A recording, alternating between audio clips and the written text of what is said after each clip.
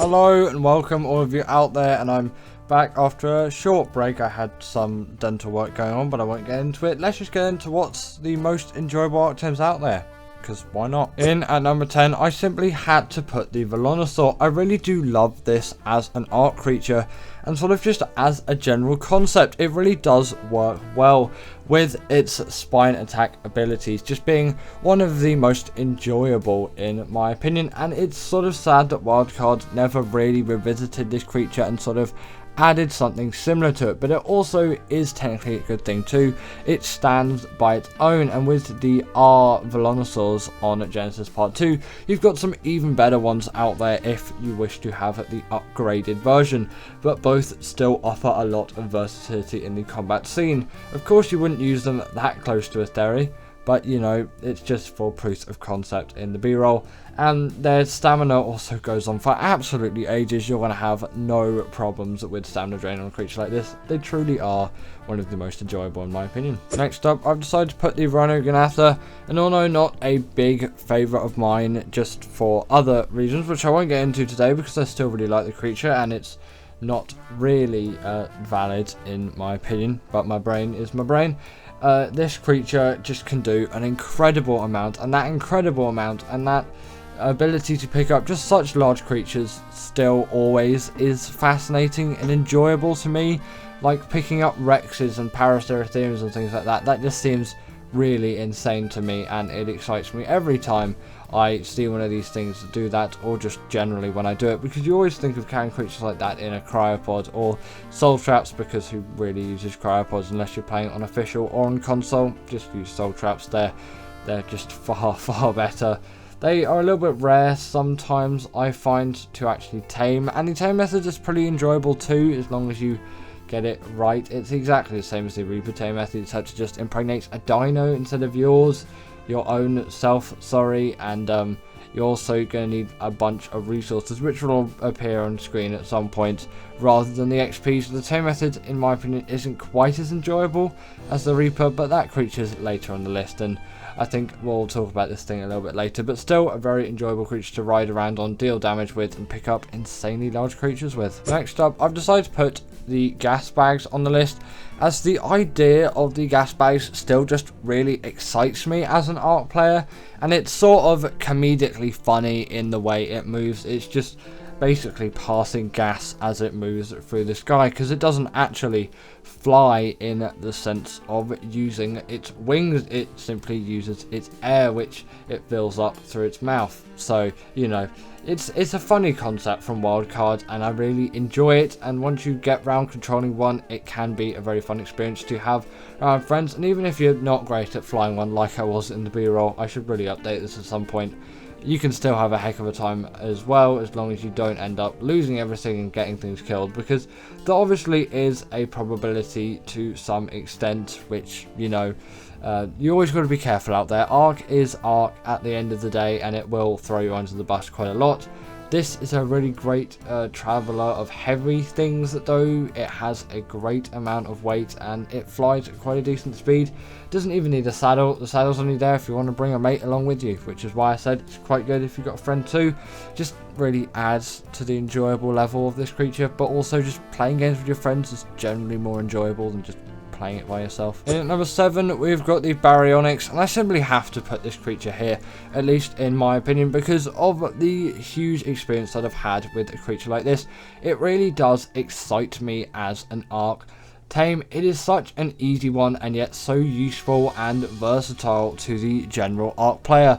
A lot can be done with a Baryonyx that really can't be done with other creatures, at least within the range of when you're going to be taming this thing. It's saddled dirt cheap as well. It is an insanely great caving mount, capable of fitting into any sort of cave with absolute ease, apart from the artifacts of Skylord, but basically a dung beetle's not even going to fit in that either. You've got to crouch through bits of that. There's not really a point of bringing creatures into that cave. But when you do bring this into any sort of cave, you're going to demolish all creatures that you can find in the area. You'll have absolutely no issues with that whatsoever. You're going to tower through tons and tons of creatures and just have no issues whatsoever, health wise and damage wise, because they really do pack. They're great at swimming as well. With their spin attack, they can stun creatures like the size of Megalodon. They truly are fantastic tames, really enjoyable to ride on, and just generally really enjoyable creatures. Coming up next, we have got the Desmodus, and for me, is there really anything more fun than just a blood bag farm that can also do 30% of your tames with a click of a button? It is just such an enjoyable creature to have around. The Sanguine Elixir, again, 30% of your tame is done like that with a click of a button, and their blood bag farms. And for a creature later on the list, that is going to be an extremely useful thing for me. Might not be quite for you, but definitely for me. But even if you're thinking of taming more Desmoduses, it's still going to be useful to you. They have the glide ability as well, and they are rapidly fast flies. You're never going to be let down by the speed of these things, at least I'm not in any sense. And they can also grapple onto walls, vertical surfaces, or ceilings, like a Tapejara, which is another quite nice creature, although I think I'm not really too fond on it. The Desmodus is definitely a far better creature in my eye. Spawns on Fjorda, really isn't too difficult to tame. Your first one is obviously going to be the hardest, but then you've got a blood bag farm, so it really isn't going to be too difficult for all the others. Just great flyers, great use for PvP, great use for PvE. And at number 5, we have got the Astrodelphis, and I'm also going to put the Tropignatus here as sort of a side note, but I really love both of these creatures as they are just such fast flies. They are so rapid, like genuinely you can get a lot done with the speed of these things. You can traverse maps with absolute ease. You should have no issues whatsoever, especially in just generally getting from A to B really quickly. Even in the damage department too, they excel with all of their lasers or just bomb firing apparatus. And although maybe there's a little bit more gauge on how fast you're going on the Tropignatus, in my opinion the Astrodelphis is just more of the smoother flyer, although its saddle is unlocked a little bit later on, and arguably its tame method's harder, although I've always found it a bit easier in my opinion, because Element is found everywhere on Gen 2, and if you just do it right and take precautions for void roams in the area, you really should have no issues, even getting one of these things quite early on. In the early days of the channel, I also made a guide to taming one of these things. It's an absolutely terrible video, but if you want to check it out, then you can add to about the 20 views that it's got at the moment. It came out over a year ago now. Actually, maybe don't look up, that's an embarrassing time in my channel. In number 4, we have got the Reaper, and this is just one of those creatures where it's like, can anything really get better than a Xenomorph alien? Obviously, apart from the creature which are in the 1, 2, and 3 spots, at least for me. Yeah, this thing really is up there when it comes into enjoyable Ark Tames. It is such a great marathon to tame one of these things with its, some may say, laboriously long method, and also quite difficult one too, but I find it really isn't too bad once you get into it. And if it all goes well for you, which if you prepare enough it should, unless Ark's just being Ark and it absolutely ruins everything for you, then it should be a reasonably enjoyable experience. Simply trap it and get its health below 1000, that being a Reaper Queen of course, and then you need to let it impregnate you, get loads of XP, and then once your Reaper baby is born, try and claim that thing. Some Reaper pheromones will help if that baby's still trying to kill you, because it probably will, to be honest. They're not strictly necessary, at least I'm pretty sure, so I don't think you have to feed them to it early on, but I would keep them there for safe measure. They're not quite the hardest things to get, but it will take a little bit of elbow grease. But then you got yourself a cool Reaper, and it's such a great arc of progression. I love taming these things every single time on AB. Yes, they can be easily obtained on Gen 2, but I don't really see the fun in that, because it's really just not difficult in my opinion, and I love the progression. In at number 3, we have got the Maywing, and this is so enjoyable to me as, come on, look at firstly just how good this thing's model is. I love the design of this creature. It's sort of like a flying sky platypus, and it's really captured the hearts of many Ark players ever since its release. But also why it's just so enjoyable is it's just so fast. It's like honestly insane. This thing travels at such a pace. Basically, nothing can keep up to it unless it's had insane movement speed levels put into it, which isn't possible on basically all these servers out there because little have fly speed leveling. I'm also pro fly speed leveling, by the way, if you're wondering. I think Ark should really bring it back. I guess, yeah, it was a little bit game breaking, but maybe set a limit on it for those official servers, like 135% or 150% or something like that, because it really does add a nice dynamic. Yeah, 1000 movement speed Maywings would be absolutely insane, and I've tested them out on some single player servers and they are so fun to ride on when they're that speed, but also a little bit not, because you just get stuck on everything. That's a portable feeding trough, so it is an enjoyable thing for breeders.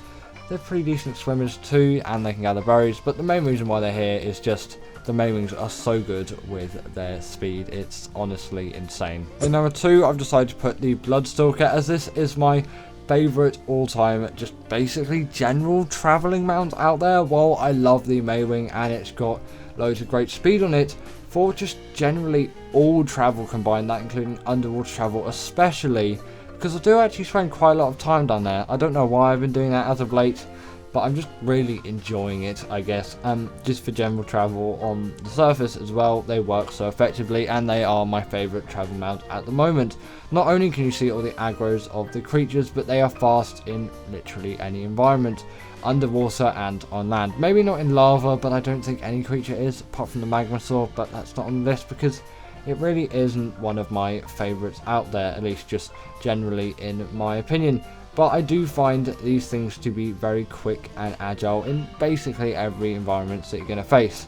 Again, the underwater environment travel of this creature is just insane, and that is one of the main reasons why I'm putting it here, as yes, a Basilo is immune to all the electric eels and jellyfish, but you can easily skip away from them with a creature like this, and you can see if that aggroed onto you well before they even reach you, which is why these things are just amazing. There's just so much peace of mind put into this creature, and they've really seemingly been so well designed for all of these environments, and I just love them dearly, especially with the Desmodus being bloodback farms.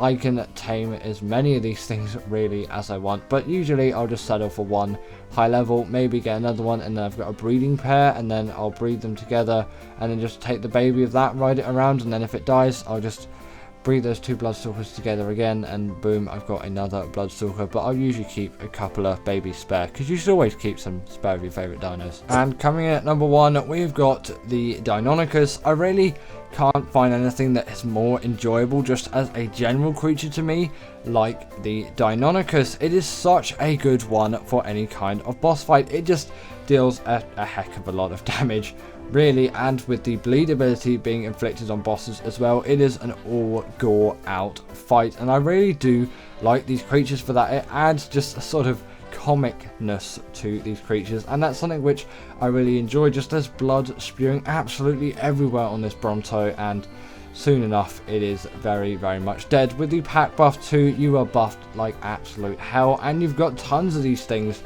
going after you as well, obviously along with you as sort of your pack mates, to help those boss fights go by as quickly as possible.